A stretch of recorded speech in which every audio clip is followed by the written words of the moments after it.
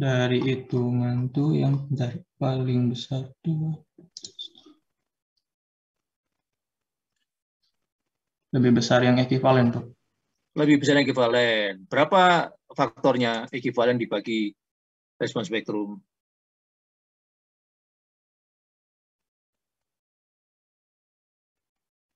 Untuk yang 4X itu dibagi.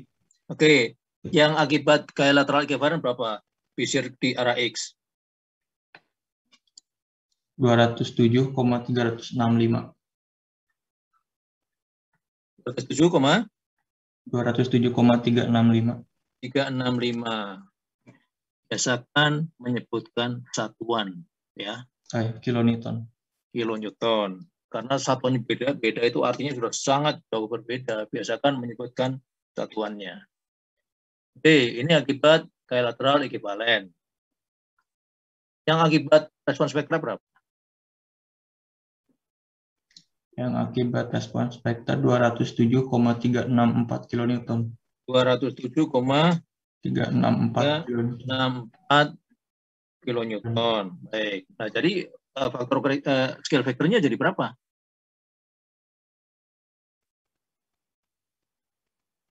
Untuk yang 4X 553. Dari mana itu? Dari mana itu angka itu? Oh, dari yang ini Pak. Yang beban gempa yang sebelum koreksi dikali. Tolong sebutkan angkanya. Tolong sebutkan angkanya. Oh ya, 1,96. Dari mana 1,96? Oh ini Pak, di Excel saya buka. Makanya tolong perhatikan satuan ya. Tolong perhatikan satuan.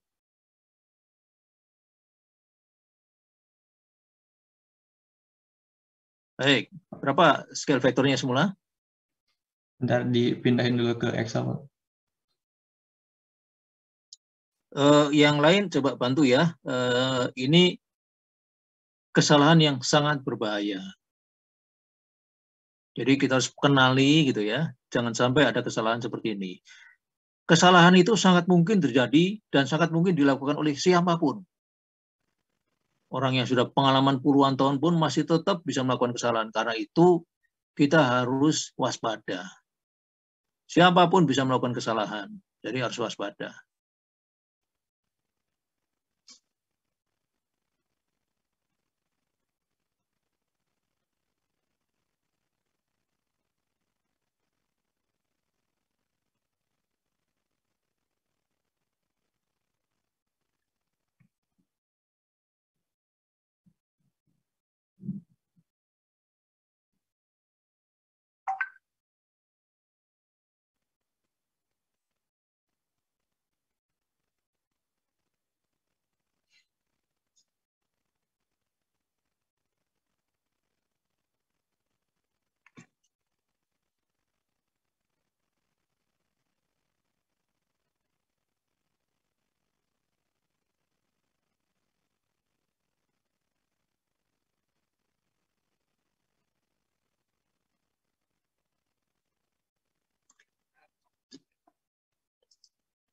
Baik, coba yang lain bantu ya. Saya ulang hasilnya Fahmi begini. Coba yang lain bantu.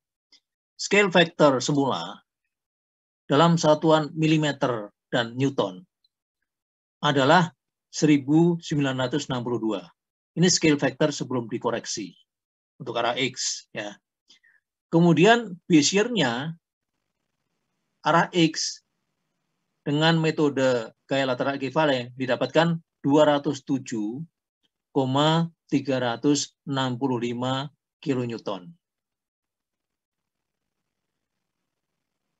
Bezier akibat perhitungan spektrum respon ragam adalah 207,364 kilonewton. Jadi dekat sekali, yang tadi 365 ini 364. Kalau begitu, berapa scale factornya setelah dikoreksi? 1964,7. 1964,7, Pak. Cara menghitungnya bagaimana? Saya ulang ya. Yang akibat gaya lateral ekuivalen 207,365 kilonewton. Akibat respon spektrum respon ragam 207,364 kilonewton. Scale vektor semula 1962. Berapa scale vektor setelah dikoreksi?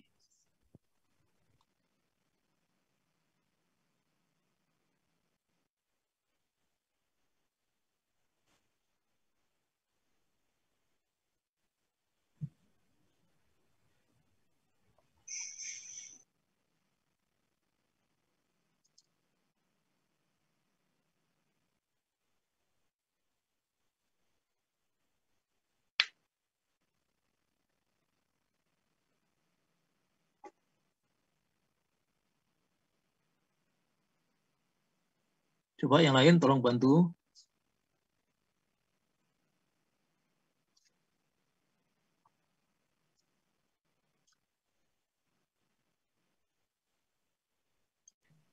Saya mencoba menghitung, hasilnya tidak beda jauh, Pak. Iya, betul. Berapa? 1962,1, Pak. Iya, betul. Ya kan sudah dekat itu antara apa namanya gaya lateral ekuivalen dengan spektrum respon ragam sudah dekat kan. Kalau seperti ini, gitu ya, tidak dilakukan koreksi juga nggak apa-apa. Bedanya kecil sekali. Jadi boleh digunakan scale vektor yang tetap 1962 saja. Boleh, mau dikoreksi ya cuma tadi, 0,1 tadi kata Putra ya. Nah, tetapi kenapa Fahmi menghasilkan 500 sekian? Ini tuh pas yang desain sebelum itu satuannya, Pak. Beda.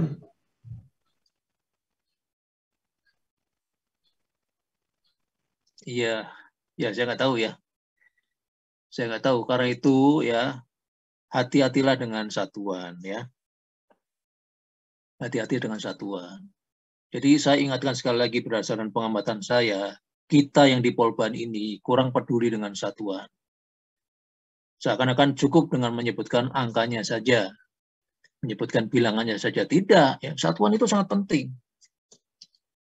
Ya, salah satuan itu bisa fatal. Yang lain coba perhatikan ya. Ini kan kesalahan-kesalahan yang saya lacak dari awal atas dasar kecurigaan saya. Ya, kenapa simpangannya kecil sekali? Oke, kita coba masuk ke gempanya. Respon spektranya sudah bagus, masuk akal besarnya. Scale vektornya salah ternyata ya. Nah, jadi begitu kalau kita mempunyai kecurigaan itu kesalahannya belum tentu langsung ditemukan. Dan yang seperti itu harus dilakukan ya. Jadi jangan pernah beranggapan kalau kita sudah membuat model selesai berarti hasilnya langsung bisa digunakan. Jangan pernah mempunyai sikap seperti itu. Karena sangat mungkin hasil kita itu salah. Sangat mungkin kita salah membuat model, salah menginput angka dan sebagainya. Sangat mungkin. Jadi kita harus periksa lagi sampai betul-betul yakin bahwa semuanya sudah benar, baru kita bisa menggunakan hasilnya. Ya, jadi kalau belum seperti itu jangan pernah meyakini hasilnya ya. Oke, coba sekarang Fahmi perbaiki scale vektornya.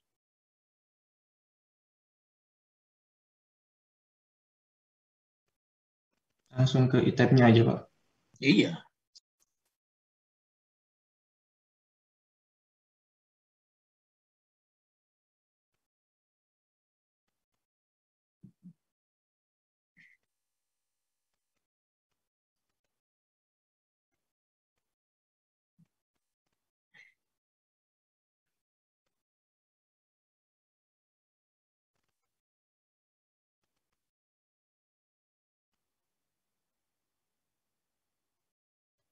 Oke.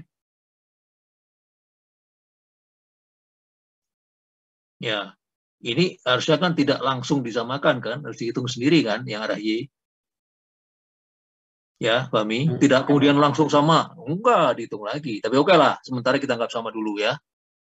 Sementara kita anggap sama dulu. Oke, tutup.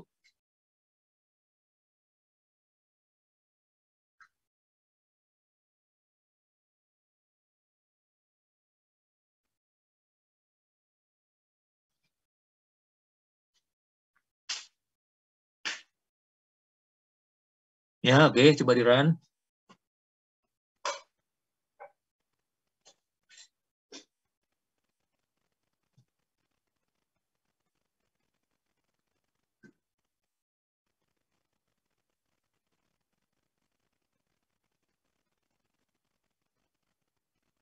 Coba periksa lagi berapa simpangannya.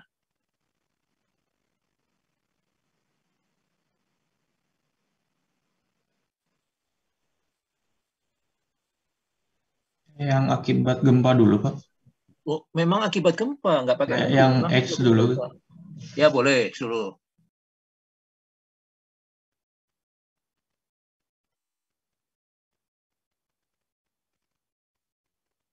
Berapa itu? 14,038. 14, sekian. Oke, yang atas berapa? 14,764. Nah, itu meskipun kesannya strukturnya masih sangat kaku ya, bergeser 1 cm di atas sana, 1,4 cm. Itu strukturnya masih sangat kaku, tapi oke lah. Itu masih wajar lah ya, dibanding tadi 0,0 sekian milimeter, itu sudah sangat tidak wajar. Nah, coba sekarang dihitung dengan angka seperti itu,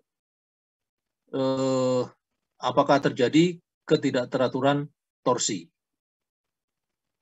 Nah, coba dihitung manual saja di Excel coba, Fahmi. Sebentar, Pak.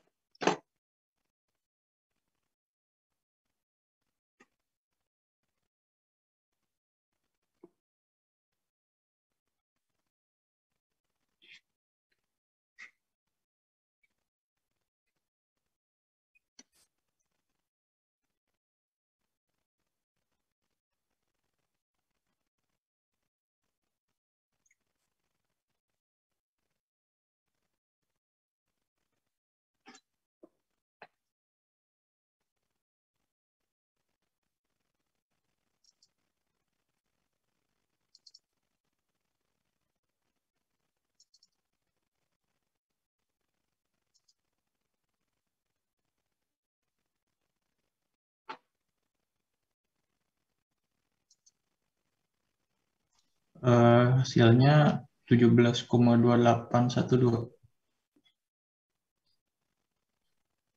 17,2812. Jadi kesimpulannya apa? Terjadi atau tidak ketidakteraturan torsi tipe 1A atau 1B? Tidak ada ketidakteraturan. Taunya kan angkanya 17. Yang simpangannya kan tadi 14 dan yang untuk simpangan rata-ratanya itu 17. Ya, terus? Ya, untuk yang B-nya sama 14 dibanding lebih kecil dari rata-ratanya 17. Jadi tidak ada ketidakteraturan torsi. Sebentar. Bagaimana cara menghitungnya? Yang pertama tadi deltanya berapa? 14,038. 14, sekian. Katakanlah ini titik A ya. Titik A. Titik 1 lah. Yang kedua, yang B, yang 2. 14,764. 14, sekian juga. Jadi yang maksimum yang mana? Titik 1 atau 2? Yang titik 2. Titik 2, oke. Jadi kalau begitu berapa faktornya tadi? Yang faktor tadi, Pak. Yang 1962. Oh, bukan. Untuk memeriksa terjadi ketidakteraturan torsi atau tidak. Yang simpangan rata-ratanya 1,2 dibagi Simpangan rata-rata 1,2 dikali dalam kurung yang simpangan A ditambah simpangan B dibagi 2. Ya, hasilnya berapa? 17,2812. 17, sekian. Jadi kesimpulannya? Tidak ada ketidakteraturan torsi. Tidak ada ketidakteraturan torsi. Oke. Nah, ada satu yang terlupakan ya. Ini cara perhitungannya sudah benar seperti ini. Tapi ada yang terlupakan. Definisi dari ketidakteraturan torsi yang tipe 1 dan 2 tadi adalah simpangan antar tingkat. Ya, simpangan antar tingkat. Jadi mestinya ini titik 1 ini misalnya ya, titik ini misalnya ya, simpangannya 14, sekian, dikurangi dulu dengan bawahnya. Begitu juga titik yang ini 14, sekian, dikurangi lagi dengan bawahnya. Jadi yang dibandingkan di sini adalah sudah antar lantai. Jadi antar lantai itu adalah misalnya tadi kita lihat di atap ya, atap dikurangi lantai 5, begitu. Lantai 5 dikurangi lantai 4, itu namanya simpangan antar lantai. Jadi simpangan pada satu lantai dikurangi simpangan lantai di bawahnya. Paham, Fahmi? Ya, paham, Pak. Baik. Jadi ini tadi mestinya dikurangi dulu dengan simpangan lantai di bawahnya ya. Nah, kita lihat di sini bahwa pemeriksaan seperti ini harus dilakukan di semua lantai, di semua arah. Ya, jadi kalau ada satu saja yang menunjukkan adanya ketidakteraturan torsi tipe 1A atau 1B, maka gedung ini sudah memiliki ketidakteraturan. Ya, cara menghitungnya seperti tadi Fahmi tadi, tapi ada yang kelewat tadi, yaitu dikurangi dulu dengan lantai di bawahnya, ya, simpangan nanti di bawahnya. Kemudian simpangan ini dihitung dengan pengaruh beban gempa saja. Jangan mood itu belum ada bebannya. Ya, jadi kita kan sedang meninjau pengaruh gempa, ya bebannya beban gempa.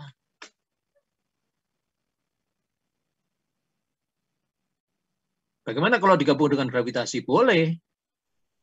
Boleh, ya, tetapi dilihat dulu akibat gravitasi sebelum ada gempa seperti apa simpangannya. Karena kalau bangunan tidak simetris seperti ini, ya seperti gedungnya Fahmi ini kan ada void. Ada void ya. Berarti meskipun akibat beban gravitasi, ini sudah ada simpangan ke arah X atau ke arah Y, karena tidak simetris. Dugaan saya ini sudah ada simpangan ke arah Y. Karena ke arah X-nya simetris, ya, bebannya juga simetris. Tapi ke arah Y kan tidak simetris. Jadi dugaan saya sebelum ada gempa, dia sudah bergoyang ke sana. Nah, jadi kalau pemeriksaan ketidakteraturan torsi ini dilakukan dengan pengaruh gravitasi, maka harus diketahui dulu ketika gravitasi sebelum ada gempa, gedungnya bagaimana? Sudah ada pergeseran atau belum? Kalau sudah ya dikurangi nanti dengan pergeseran akibat gravitasi. Baik, sampai di sini paham? Paham, Pak. Jadi karena jarang ada yang bertanya, jadi saya agak khawatir ini ternyata diam-diam masih ada kesalahan seperti ini ya. Tadi Fahmi itu kesalahannya sudah mulai dari scale factor coba ya, dan itu sangat berbahaya. Scale factornya salah itu artinya perhitungan beban gempanya salah. Nanti perhitungan gaya dalamnya akan salah, perhitungan tulangannya juga akan salah. Ya, karena kesalahannya di awal maka semuanya akan menjadi salah. Baik, silakan sampai di sini kalau ada pertanyaan.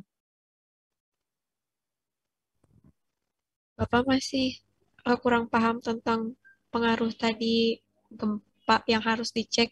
Kalau misalkan belum ada pengaruh gempa baru gravitasi itu udah goyang gitu. Ya, baik. Masih kurang paham. Ya, kalau gedung tidak simetris seperti ini ya, ini kan ada void ya, sehingga tidak simetris. Nah, kalau saya gambarkan di sini, misalnya frame-nya seperti ini, maka akibat beban gravitasi saja, dia sudah mengalami goyangan. Ya, akibat gravitasi saja, sudah ada deformasi, misalnya menjadi begini. Meskipun sedikit ya, meskipun sedikit. Ini saya gambar dengan tidak proporsional ya, supaya kelihatan saja. Nah, ini sudah ada simpangan sebesar ini. Akibat beban gravitasi. Nah, sekarang misalnya akibat gempa, kan dia bergoyang lagi. Misalnya menjadi ini, gitu kan. Jadi yang hijau ini. Berarti sebenarnya goyangan akibat gempa kan ini saja. Ya kan? Bukan dari sini. Jadi harus dikurangi dulu dengan goyangan akibat gravitasinya. Jadi misalnya yang biru ini nilainya 10, ini 15. Ya. Berarti goyangan akibat gempanya cuma 5. Karena itu lebih baik, lebih cepat bagi kita menghitung kalau ketika kita menghitung seperti perhitungan Fermi tadi, bebannya gempa saja, tidak usah ada gravitasinya. Jadi kita tidak usah mengurangi. Paham, Mila? Paham, Bapak. Terima kasih. Baik, yang lain silakan kalau ada pertanyaan. Ya.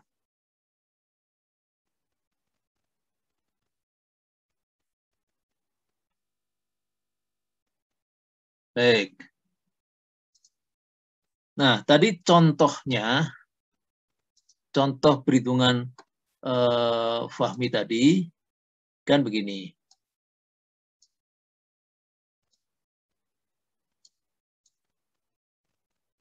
Oke, saya gambar simbol saja begini ya, misalnya ya.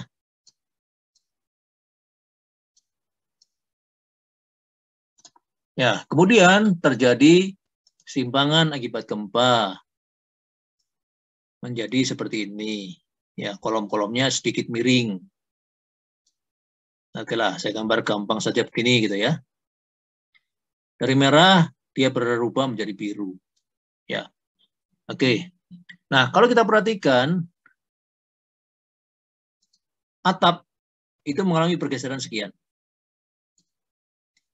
Kalau dilihat dari ETAPS misalnya ya, misalnya nilainya adalah 15 mm misalnya ya. Yang ini kan juga mengalami pergeseran. Misalnya ini adalah 5 mm. Jadi yang namanya simpangan antar tingkat itu adalah 15 dikurangi 5. Gitu. Ya, jadi saya tunjukkan di sini kalau misalnya titik ini mengalami simpangan sejauh 15. Di bawahnya, di titik yang sama ini, simpangan yang terjadi adalah 5. Ya berarti simpangan antar tingkatnya adalah 10. Begitu juga di sini.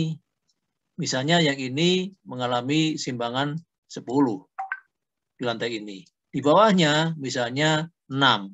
Ya, berarti simpangan antar lantai di titik ini adalah 4. Gitu ya. Jadi yang namanya simpangan antar lantai adalah titik ini dikurangi titik ini. Itu berarti kita sedang meninjau lantai ini. Titik ini dikurangi titik ini. Berarti kita sedang meninjau lantai ini. Kemudian titik ini dikurangi dasarnya 0, ya kan? Berarti kita sedang meninjau lantai 1. Begitu. Jadi kita bisa bayangkan kalau misalnya gedung kita ini 6 lantai misalnya ya. Berarti kita memeriksa ketidakteraturan torsi ini sebanyak 6 kali 2 titik 12 kali 2 arah. 24. Ya, 24 displacement yang kita periksa. Setiap lantai, setiap arah diperiksa. Paham? Baik.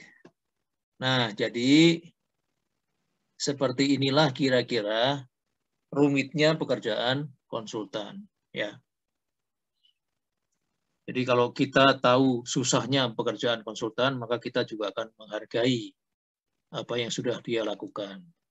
Nanti sama kalau kita perhatikan pekerjaan kontraktor, kita juga tahu bagaimana beratnya kontraktor bekerja. Jadi dengan demikian kita bisa menghargai apa yang dilakukan oleh kontraktor. Artinya kalau nanti jadi owner, jangan memperlakukan konsultan maupun kontraktor maupun pengawas dengan tidak bijaksana, ya, karena apa yang mereka lakukan itu sudah cukup berat. Nah, yang harus dilakukan adalah mengawasi. Jangan sampai konsultan, pengawas maupun kontraktor itu melakukan kesalahan yang disengaja maupun yang akibat ketidaktahuan. Ya, itu yang harus kita jaga. Baik, ini tadi adalah ketidakteraturan torsi. Apakah masih ada pertanyaan?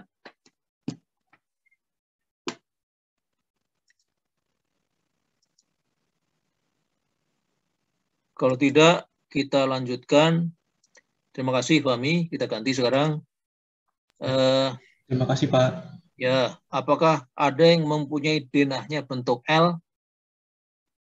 Mungkin tidak, ya. Mungkin tidak. Yang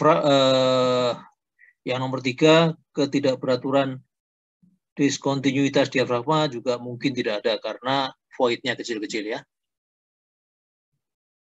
Nomor 4, ketidakteraturan akibat pergeseran tegak lurus juga mungkin tidak ada. Non paralel juga mungkin tidak ada. Ya. Nah, jadi kita beralih saja ke yang vertikal sekarang. Ketidakteraturan vertikal. Baik. Kita mulai dari tingkat lunak, ya. Kita mulai dari tingkat lunak. Bagaimana cara memeriksanya? Oke, saya coba minta tolong siapa yang belum pernah, ya. Ini kok cuma 17 yang hadir, yang lain kemana, ya? Coba saya minta tolong Leli Satriani, coba ditunjukkan e-tabs-nya, ya, di-share e-tabs-nya. Bapak izin bertanya, Pak. Ya.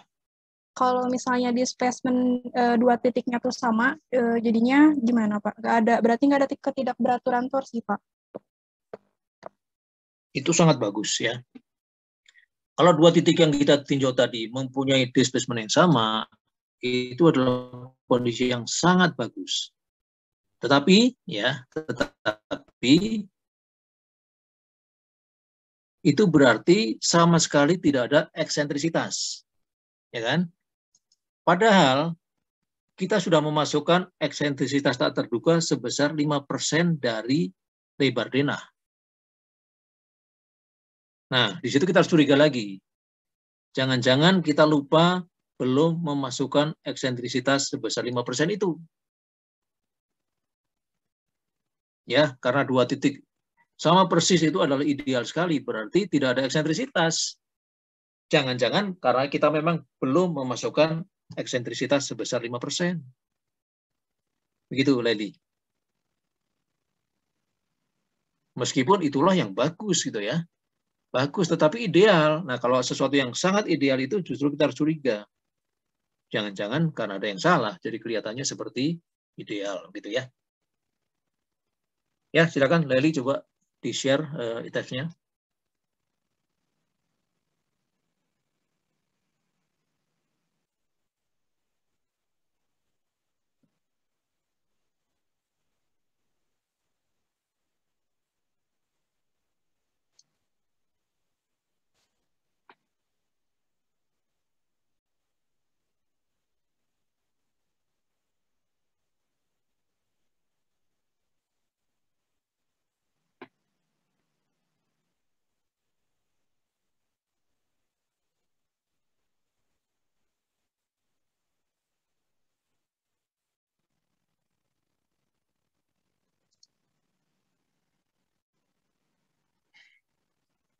Baik, coba yang kiri, window yang kiri ditunjukkan 3 dimensinya.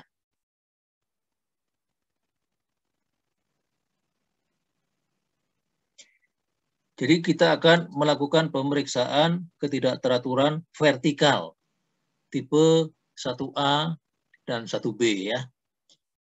Tipe 1A dan 1B. Nah, karena perbandingan yang kita lakukan adalah suatu lantai dengan lantai di atasnya, maka tidak mungkin kita lakukan perbandingan titik ini karena dia tidak punya lagi lantai di atasnya kan. Jadi pasti yang kita periksa hanya 1, 2, 3, 4, 5 saja meskipun lantai kita ada 6 ya. Oke. Nah,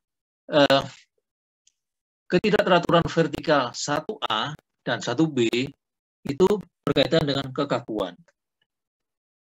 Jadi seperti tadi saya katakan, misalnya ini kita sebut lantai 1, 2, dan seterusnya ya, 3, 4, 5 ya. Lantai 5, kemudian ini adalah lantai atap ya, lantai 6 atau atap. Baik. Nah, yang namanya kekakuan adalah sama dengan gaya dibagi perpindahan. Ya. Jadi kalau begitu, kalau kita akan memeriksa kolom lantai 6 yang ini misalnya, tapi ini tidak perlu kan ya, karena tidak punya atasnya lagi. Jadi begini, yang di sini yang kita periksa. Kolom lantai 5. Berarti displacement-nya adalah displacement lantai 5 dikurangi lantai 4. Ya, jadi kalau kita gambarkan story shear-nya seperti ini, lantai 6, lantai 5, dan lantai 4. Ya. Nah, kalau kita akan periksa yang ini, lantai di sini misalnya, maka displacement-nya adalah displacement lantai 5 dikurangi lantai 4. Itu displacement-nya. Gayanya yang mana? Gayanya ya ini. Story shear yang ini. Jadi gaya dibagi displacement, itulah kekakuannya. Oke, nah sekarang coba Leli tunjukkan story shear-nya berapa ya. Kemudian displacement-nya juga berapa.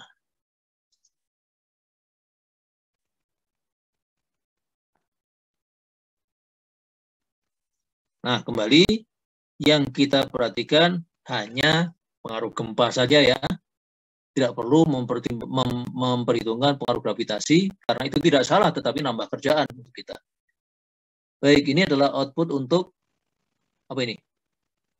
Displacement gempa. Displacement. Kalau displacement, maka yang kita lihat adalah displacement dari pusat masanya.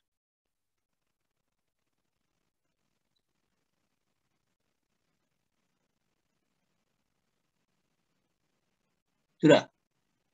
Displacement dari pusat masanya.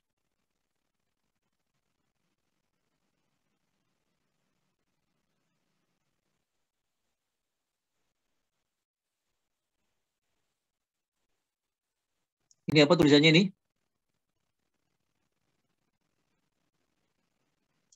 Ini apa, Leli? Yang saya bulati merah ini apa? Story response. Story response. Yang di bawahnya maksimum Story display. apa? Maximum story display. Nah, itu pilihannya apa saja? Pilihannya apa saja? Pilihannya apa saja? Ada diafragma. Apa? Ada diafragma CM Displacement. Yang paling atas apa ini? Diafragma CM displacement. Diafragma center of mass displacement. Oh, yes. Ya, itu yang kita pilih. Nah, itu kita pilih ya.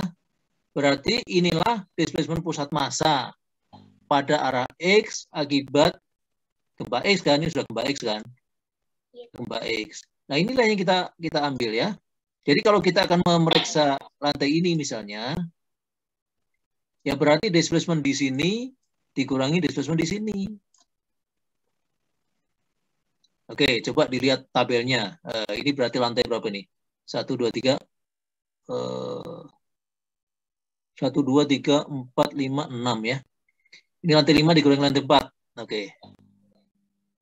X direction 5 dikurangi 4 ya. Berarti ini nih, berapa selisihnya nih?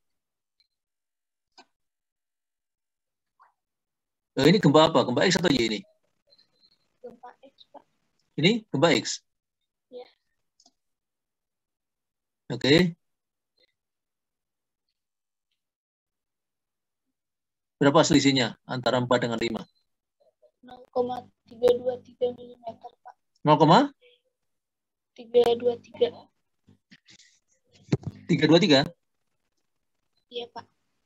323. Satuannya? Milimeter. Milimeter. Oke. Berarti ini adalah simpangan antar lantai 4 dan 5 ya. Oke. Sekian. Sekarang berapa story shear-nya?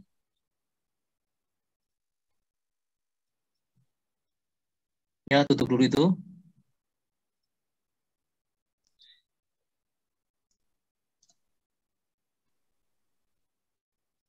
Oke. Nah, berapa story shear-nya itu yang di lantai sini? Yang di lantai 1, Pak. Lantai 5 berarti kan? Lantai 5 berapa? 75,7974. Berapa? 75,7974. 75, sekian. Nah, maka kekakuan dia adalah 75, sekian tadi dibagi ini.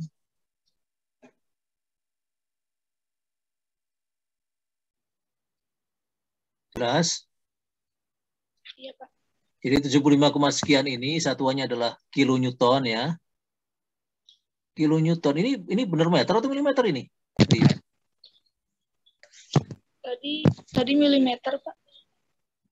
Nah, ya, jadi saya sarankan kita gunakan unit yang konsisten ya.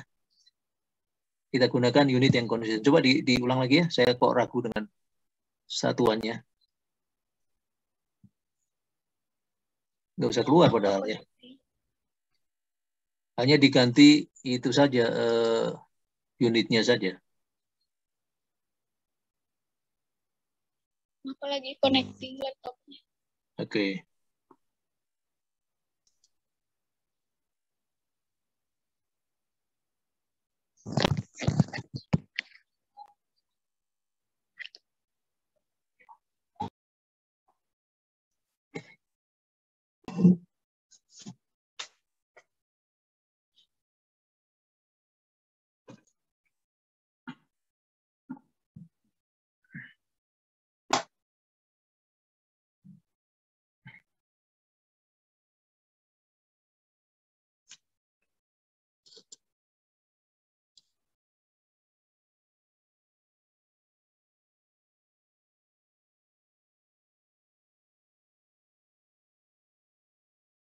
Ya, coba unitnya diganti.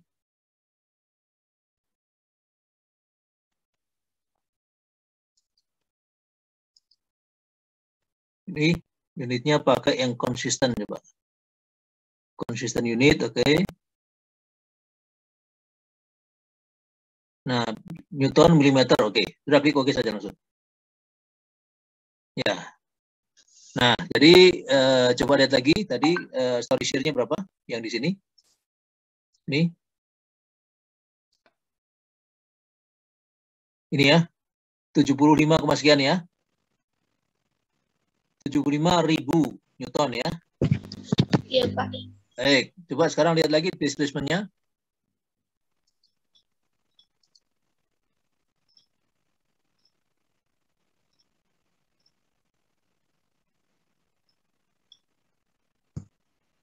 Ya, 2,345 dikurangi 2,022. Jadi 3,23 ya. 0,323 mm. Jadi kalau begitu kekakuannya adalah 75.000 sekian dibagi 0,323. Berapa itu, Lady?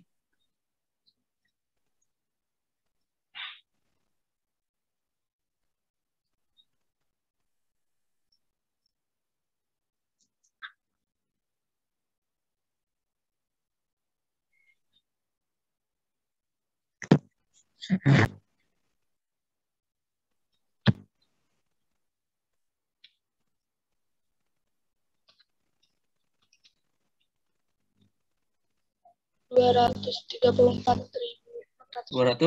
sekian ya, ribu. Oke. Nah, itu adalah kekakuan kolom lantai 5. Jadi intinya, semua kekakuan lantai diperiksa, dihitung. Baik untuk arah X maupun arah Y. Ini kan gempanya arah X ya, berarti kita sedang menghitung arah X-nya saja. Nanti kita cek juga arah Y dengan gempa yang arahnya adalah arah Y. Nah, apakah ada kekakuan suatu lantai yang kurang dari 70% kekakuan lantai di atasnya? Atau misalnya, kalau kita cek lantai yang ini, maka apakah dia kurang dari 70% kekakuan lantai yang ini, atau dia kurang dari 80% rata-rata kekakuan 3 lantai di atasnya? Sementara cara menghitung kekakuan lantainya seperti tadi. Kalau ada satu saja yang hasilnya tadi kurang dari 70% lantai di atasnya, atau kurang dari 80% rata-rata lantai di atasnya, maka berarti terjadi ketidakteraturan berupa soft story atau lantai lunak. Paham? Yang lain? Paham. Ya, baik. Terima kasih, Leli. Kita ganti lagi yang lain ya.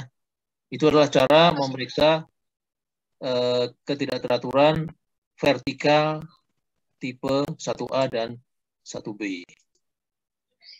Terima kasih, Pak. Ya, baik. Sama-sama.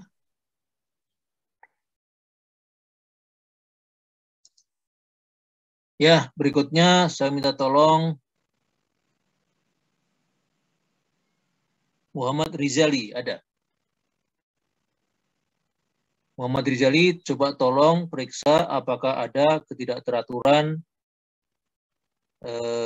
vertikal tipe 2, yaitu ketidakteraturan berat atau massa. Ada Muhammad Rizali? Ada, Pak. Silakan share screen.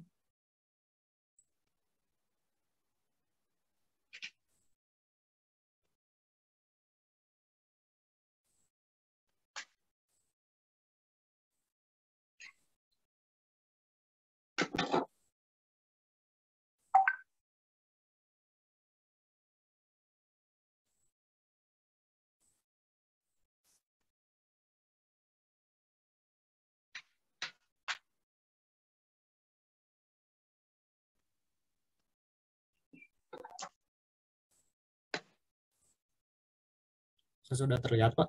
Ya, sudah. Sekarang ini belum di-run ya? Belum, Pak. Bentar. Di-run dulu.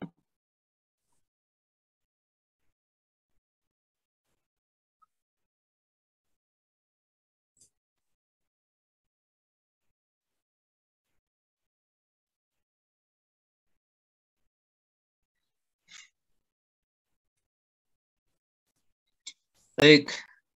Nah, karena kita akan memperhitungkan ketidakteraturan berdasarkan massa atau berat ya, maka kita harus periksa dulu apakah sudah betul data yang terkait massa dan berat.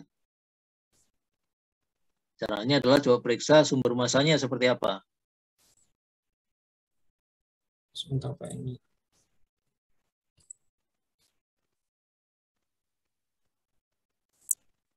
Gimana, Pak? Kan kita akan memperhitungkan ketidakteraturan yang terkait dengan massa atau berat ya. Ya, Pak. Berarti pertama kali kita harus memeriksa dulu apakah data massa dan data beratnya itu sudah betul.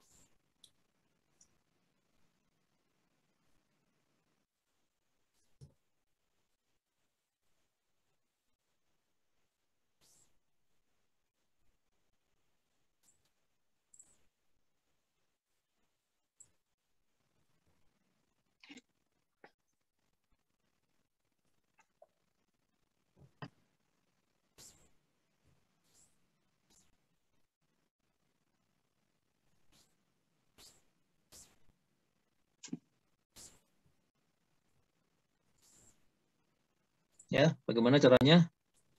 Apakah masanya sudah betul ya, data terkait massa apakah sudah betul? Maksudnya masa yang di input kan, Pak? Ya iyalah, kan masanya memang di input.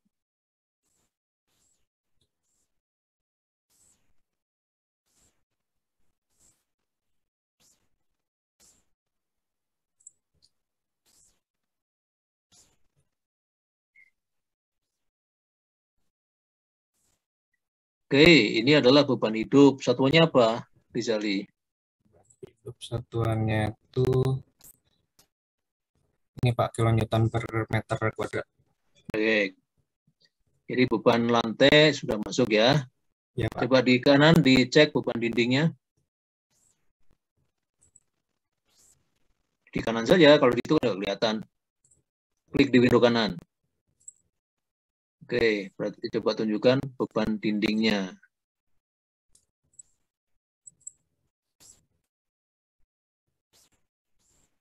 Ini Pak, Baik ya, berapa nilainya itu? 8,75 kilonewton per meter, Pak. Oke ya. Nah, jadi ini kita cek acak saja. Seharusnya semua beban diperiksa ya. Tapi oke lah ya. Anggap sudah benar ya. Anggap sudah benar. Sekarang coba periksa sumber masanya ya, mass source-nya. Setelah data input beban benar, maka periksa mass source-nya.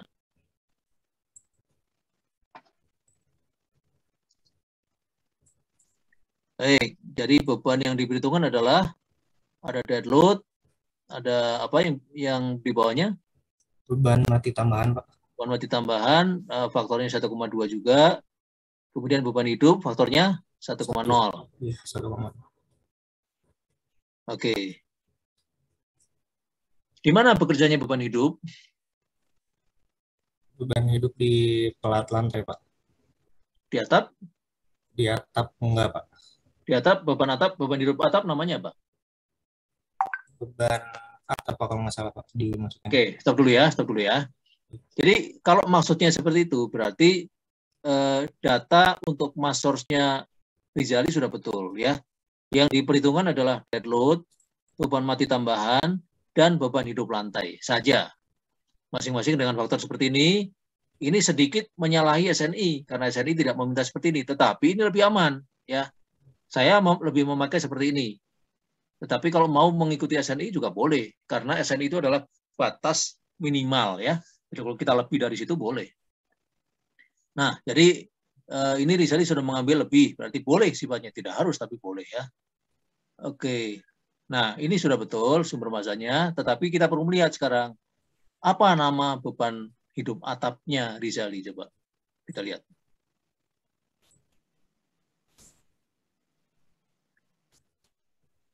Belum. Ya ada Pak, beban hidup atap. Oke, ya. Jadi ini yang benar ya, ini yang benar. Beban hidup atap itu harus ada. Tetapi tidak diikutkan ketika kita menghitung pengaruh beban gempa. Jadi karena itu nama bebannya harus dibedakan. Antara beban hidup lantai dengan beban hidup atap itu harus berbeda namanya. Supaya kita bisa pisahkan. Kita bisa atur apakah mereka bekerja bersama atau tidak. Kalau namanya sama, ya tidak bisa dipisahkan lagi. Tapi kalau namanya beda, bisa dikombinasikan dan juga bisa tidak dikombinasikan. Ya, baik, sudah betul, Rizali. Jadi sekarang kita lihat seperti apa berat lantainya.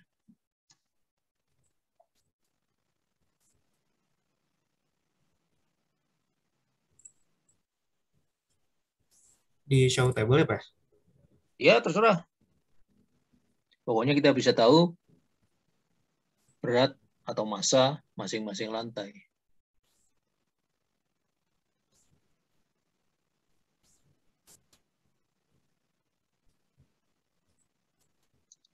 Baik, nah itu sudah ada ya.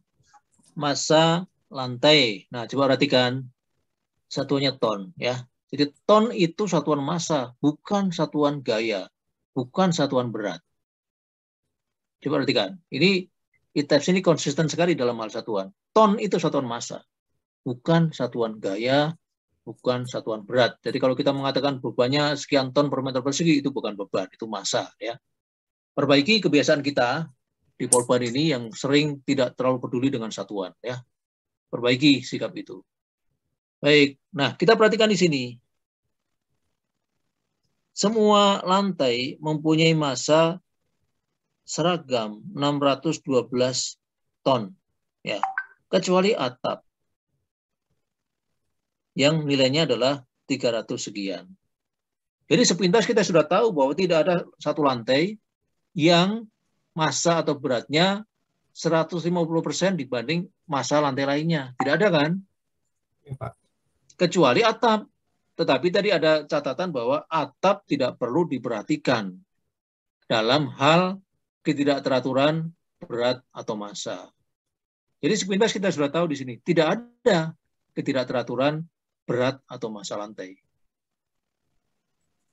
Ya, karena kalaupun kita hitung 612, sekian dibagi 612, sekian, 100% hasilnya ya. Tidak ada yang melampaui 150%. Jadi kesimpulannya untuk modelnya Rizali ini tidak ada ketidakteraturan vertikal yang berupa ketidakteraturan berat atau massa. Ya. Atau artinya tidak ada ketidakberaturan vertikal tipe 2. Baik, terima kasih Rizali. Ya, Pak. Terima kasih, Pak. Baik, silakan kita ganti yang lain, yaitu memeriksa ketidakteraturan geometri vertikal. Oke, ini saya kira tidak ada ya. 3 dan 4 tidak ada. Kita lanjut dengan ketidakteraturan nomor 5. Baik, saya akan tunjukkan sepintas saja ya. Dari ketidakteraturan nomor 3 dan 4, dugaan saya tidak ada ya. Ya, karena gedungnya bentuknya seperti itu, rata-rata tidak ada ketidakteraturan nomor 3 dan 4. Baik, coba salah satu tunjukkan modelnya ya. Tapi di tempat saya sudah azan, jadi kita istirahat dulu ya. Kita istirahat untuk sholat asar 20 menit ya. Yang mau keluar dulu boleh, nanti masuk lagi.